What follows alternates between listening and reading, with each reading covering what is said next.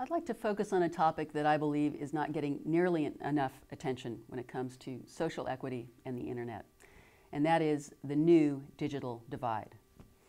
Nearly 20 years ago, the Commerce Department published a report focusing on this term that was new at the time, the digital divide, and raising the concern that we were facing a future of have and have-nots, those who had access to the internet and those who would not.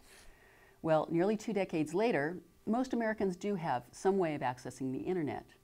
The problem is that increasingly the services we depend upon in our daily lives, in education, healthcare, job opportunities, depend on having high-speed, wired broadband access in the home.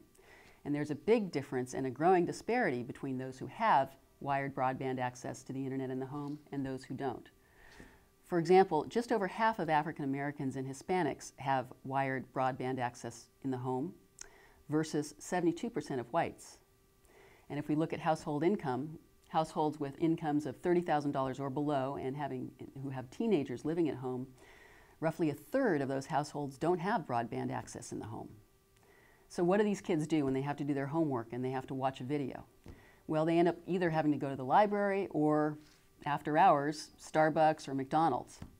The libraries don't even have oftentimes sufficient broadband access. Half of librarians surveyed in the U.S. said that their patrons aren't sufficiently served by the kind of broadband wireless access that they currently provide. And we end up having kids, when the libraries close at 6 o'clock, sitting in parking lots of McDonald's doing their homework. And that's crazy.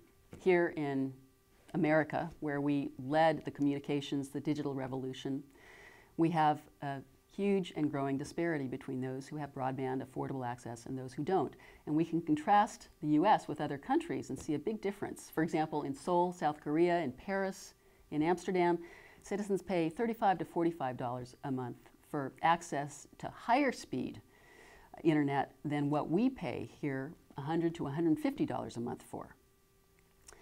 The problem really can be traced to one of regulatory oversight.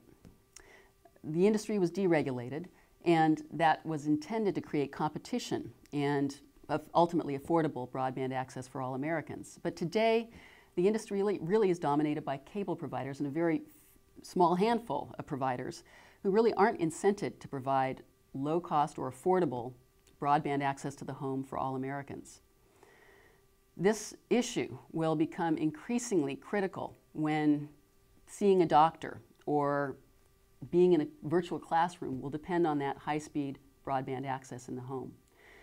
So this is a topic that I believe requires much more attention, more government oversight, and more citizen involvement that all of us need to be concerned about and engaged in solving in order to have a 21st century in America where all citizens can thrive.